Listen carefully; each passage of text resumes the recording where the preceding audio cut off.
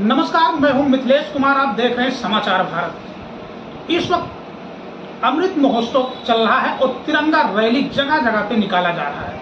इस वक्त हमारे साथ एक ऐसी शख्सियत हैं और कांग्रेस के दिग्गज नेता बलरामपुर के डॉक्टर इश्तियाक अहमद हैं, जो गैसड़ी विधानसभा के प्रत्याशी भी थे। सबसे पहले तो सर ये बताइए कि तिरंगा यात्रा चल रहा है, किस तरीके से आप लोग निकाल रहे हैं और मना रहे हैं? हम लोग जब से देश आजाद हुआ है, कांग्रेस पार्टी तिरंगा यात्रा हमेशा से मनाई है, आज भी हम मना रहे हैं। आज हमारा वो जो तिरंगा यात्रा निकला हुआ है वो गौरव तिरंगा यात्रा के नाम से पूरे देश में मनाया जा रहा है।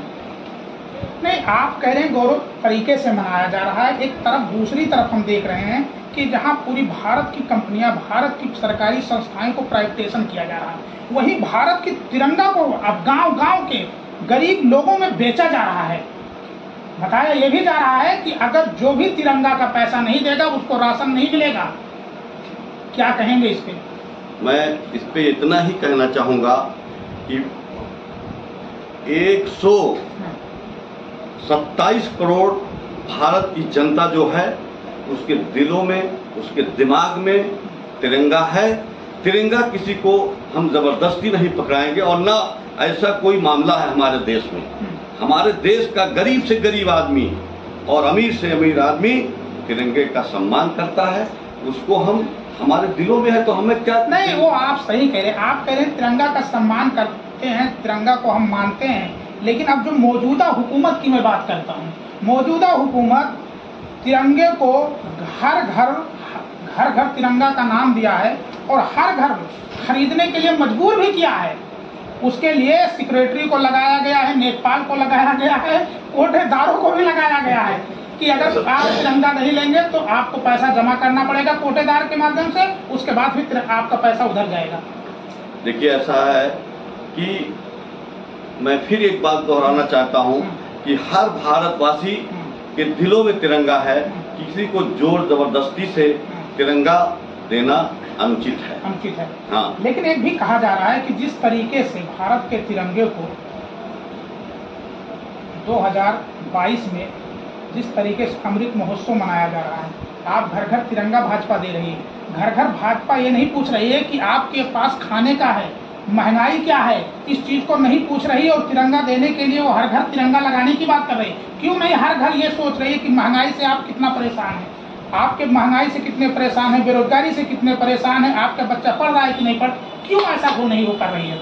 इसके बारे में मैं ये बताना चाहूंगा कि 2014 में जब यही हमारे माननीय प्रधानमंत्री जी जब प्रधानमंत्री बने और पूर्ण बहुमत में सरकार बनी, तो आपको मालूम होगा कि इन्होंने वादा किया था कि हर गरीब के खाते में 14-14 लाख रुपए आएगा और जो यहाँ के तमाम पूंजीपति जो विदेशों में काला धन जमा किए हुए हैं उसको हम ला करके आपके खाते में जमा करेंगे।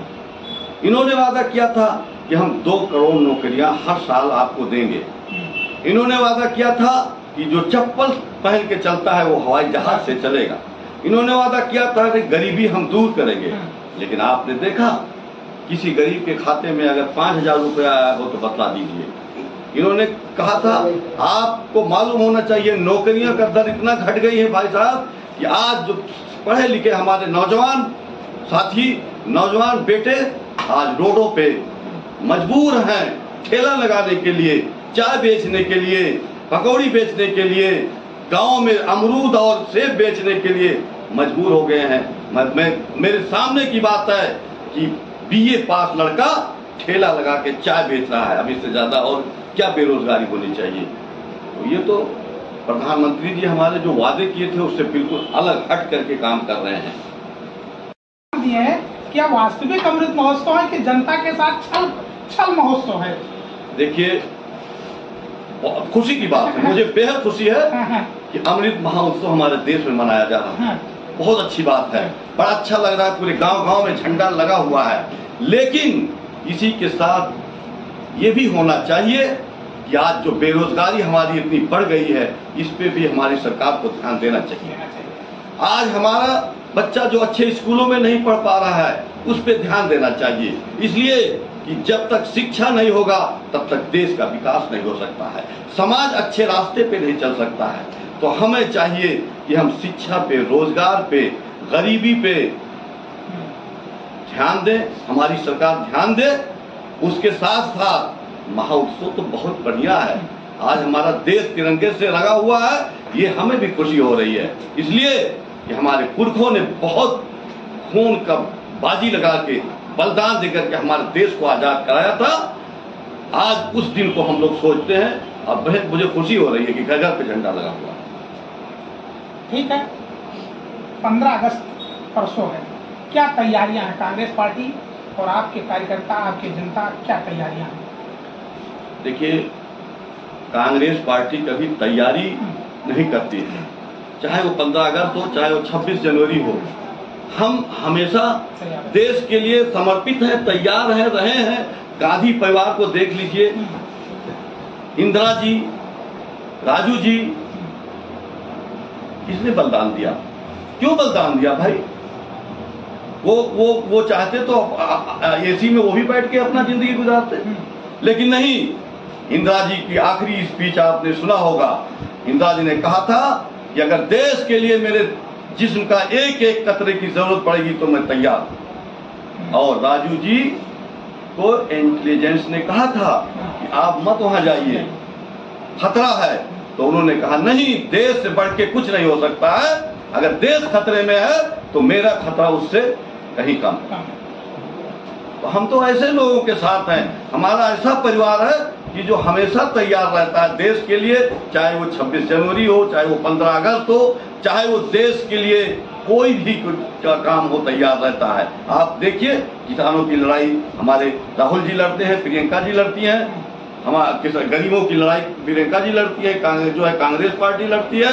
अगर किसी महिला के साथ उत्पीड़न हुआ है तो सबसे पहले कांग्रेस पार्टी उसके घर जाकर के, उसके साथ अगर उत्पीड़न हुआ है तो वो कांग्रेस पार्टी, हमारे माननीय राहुल जी, प्रियंका जी उसके घर जाकर के संवेदना व्यक्त की है और जो हो सका है सहयोग किया। तो ये थे डॉक्टर इश्तियाक, बलरामपुर के कांग्रेस के दिग्गज नेता, जिनका साफ कहना है कि हम लोग एक हफ्ते से तिरंगा महोत्सव मनाया जा रहा है और तिरंगा यात्रा निकाल करके लोगों को काफ़ी जागरूक किया जा रहा है, और हर घर पे तिरंगा जिस तरीके से लगाया जा गया है उससे साफ पता चलता है कि भारत की सबसे बड़ा महापर्व मनाया जाएगा 15 अगस्त को। और हम लोग 15 अगस्त के लिए तैयार हैं, हमेशा हमेशा हम तैयार, 15 अगस्त हो चाहे 26 जनवरी हो, दोनों पर्वों पे हम हमेशा तैयार रहते हैं। और कांग्रेस पार्टी भारत के लिए हमेशा समर्पित रहती दिखाई देती है। मिथिलेश कुमार, समाचार भारत, पचपेड़वा, बलरामपुर।